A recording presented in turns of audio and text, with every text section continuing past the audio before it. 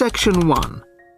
You will hear a new student on a short summer course getting information from the college receptionist. Now the test will begin. You should answer the questions as you listen, as you will not hear the recording a second time. Listen carefully to the first part of the conversation and answer questions 1 to 5. Sorry to keep you waiting. Okay, here's the information you need. On the first page, there's some info about the college, the facilities, the courses on offer, etc. Then, on these blue pages here, there's an outline of the social activities. You see there, okay? Yes. Now, this part of the booklet here, the yellow pages, that's the main program starting at 9 a.m. tomorrow. 9 a.m., okay. So all the new students will be gathering in Herville Hall at 9 o'clock. Sorry, where? Herville Hall. I'll spell it for you. It's Hervill, and then Hall for hall, of course. It's the big white building by the entrance. Okay, I've seen it. Right. Anyway, you'll be in there for an hour. First, the Director of Studies will explain the various courses we offer and the requirements for them. Then for the second half hour, the social organiser will tell you more about the social program and Saturday excursions. Is that all clear?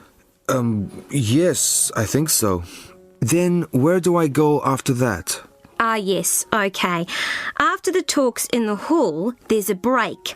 And then at 11:15, go to classroom 4 to have a placement test. 11:45. This placement test is to find my level in English? Exactly. Then, after the test, all the new students are invited to a special welcome lunch. In the cafeteria? No, not for the welcome lunch. It's in a restaurant near the school, an Indian restaurant. Oh, okay. I don't think I've ever tried Indian food. Do you like spicy food? Yes, I do. Then you'll love Indian. So, where's the Indian restaurant? Don't worry, it's really easy to find. Have you got that map I gave you? This one? Yes, that's it. See here, the main entrance to the school? Yes? Well, don't go out of there. There's a smaller entrance here, round the back. Oh, yes, I see. Okay, so you go out of there, past the phone box, and then turn right into this road here, the one that goes along the side of the park. You'll see a supermarket on the left, and then it's just after that on the right. It's quite a big place. You can't miss it. Okay. And one more thing. Is there a post office near here? Post office? Oh, yes, of course. Just the other side of the park. Go through the middle of the park, and it's there by the park entrance. Thanks a lot. You're welcome. Oh, there's a good cafe near here too. Very popular with the students. Just there. You go out of the main entrance into Varley Road, then turn left at the bank, and it's at the end of the street. They do amazing coffee. That's great. Thanks very much. No problem. Enjoy your course. Thanks again. Bye. Section 2. You will hear the director of a new arts centre speaking to a group of local people who have come to hear what the new arts centre will be offering. Well, good evening, everybody. Thank you all for turning out on this cold, wet evening. Welcome to our new art centre. I'm delighted that so many people are interested in finding out about the facilities and events that we'll be offering. I'll start with the regular evening events that we've scheduled so far. Sunday night will be film club night. Each week, we'll be showing a classic film from the 40s, 50s or 60s. Films will start at 6:45, and afterwards there will be an opportunity to discuss the film in the cafe bar for anybody who'd like to. tickets for the film will be £5, but the discussion afterwards is free.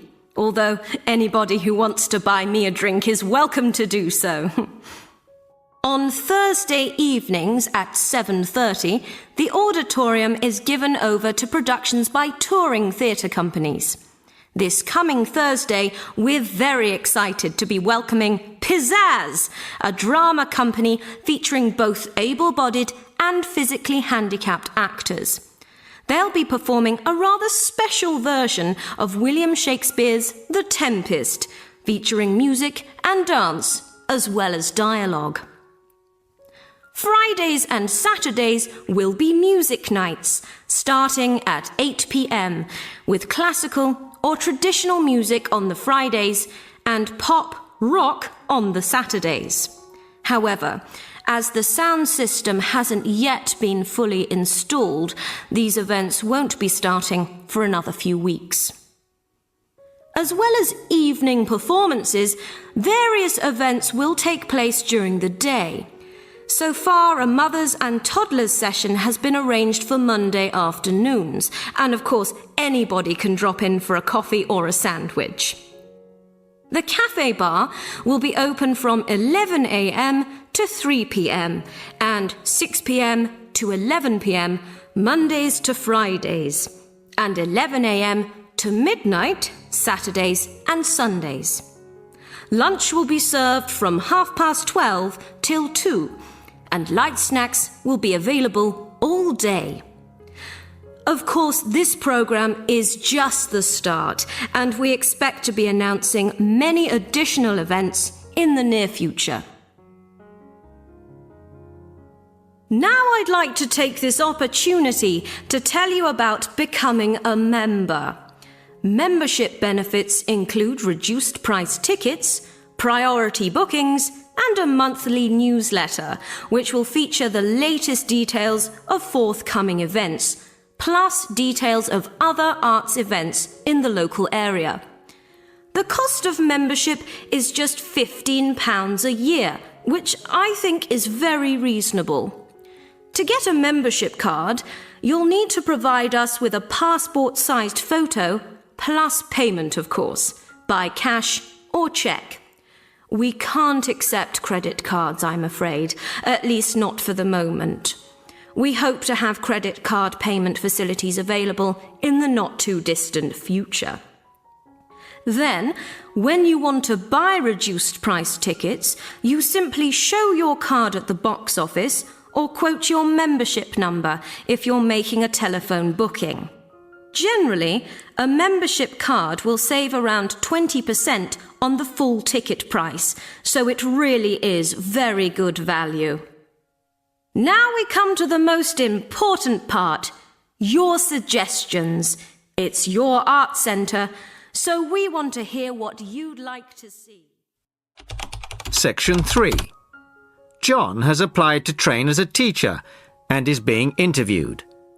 In this stage of the interviewer will discuss John's previous studies and work experiences. Hello, come in and take a seat.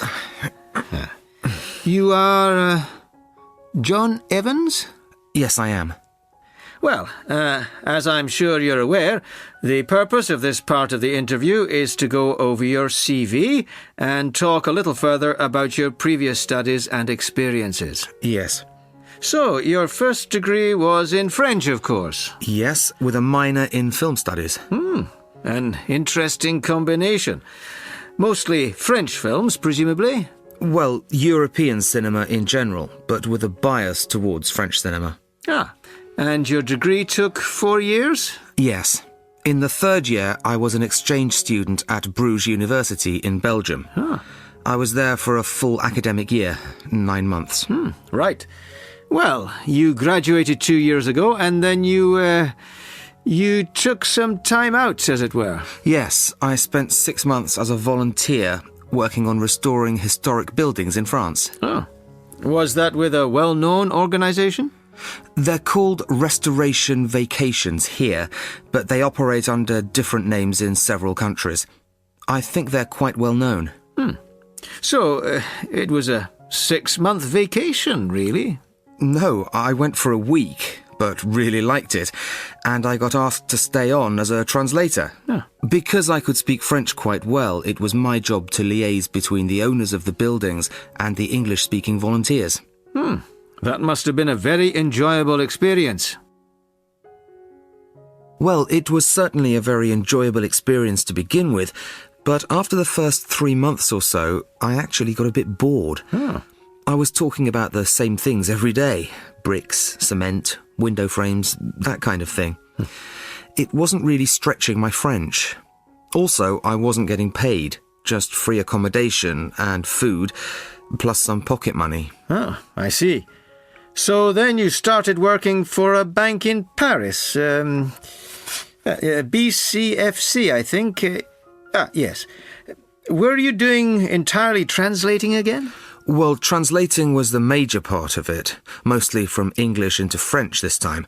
Official documents, letters, that kind of thing. Much more challenging. But I was also in charge of coordinating the translation work going on in the bank's offices in Switzerland, Belgium, and other parts of France. What did that involve? It was simple, really. I just had to keep track of what had been translated in each office. To save wasting time having the same document translated twice in different offices. So, you stayed there for a year and a half, and then you left. Why was that? Simple, to apply for this course. I see. Why give up a secure job in Paris to train as a teacher here? I've always imagined that I'd be a teacher, really. I loved being in Paris, but I wouldn't want to spend the rest of my life working for a bank.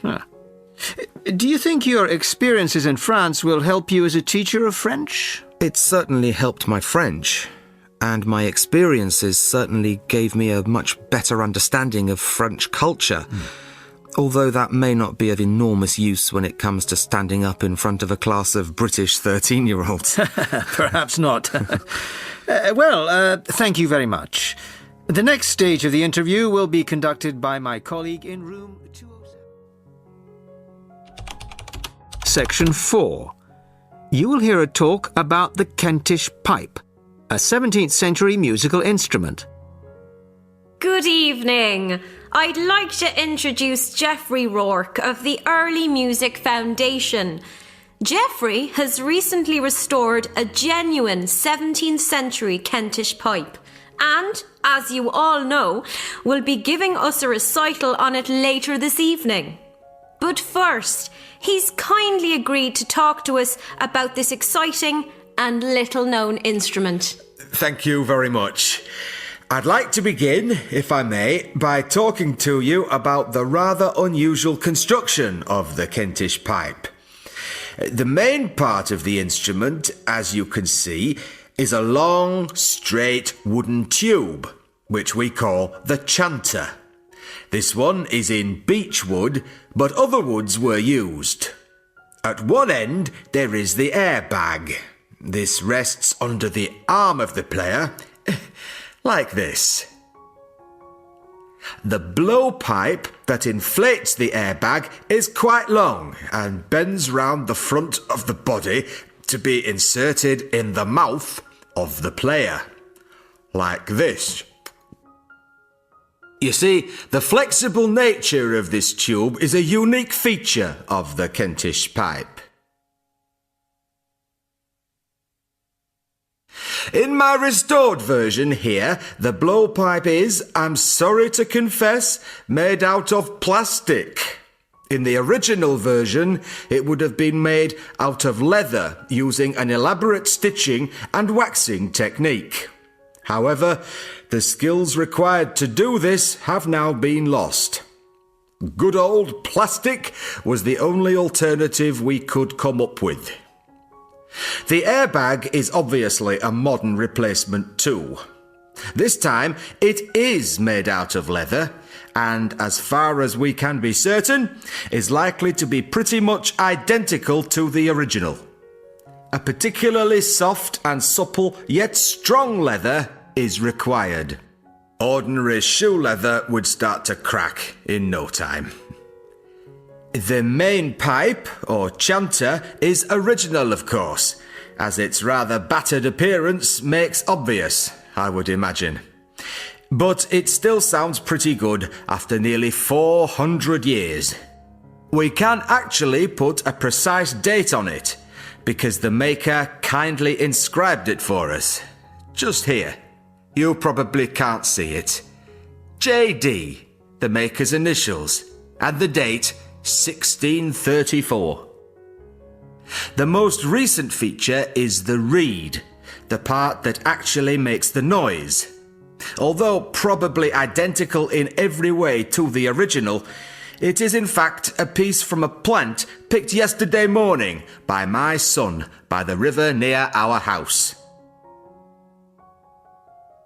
So, that's the construction.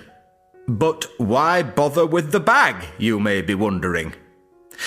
Why not just blow directly into the pipe?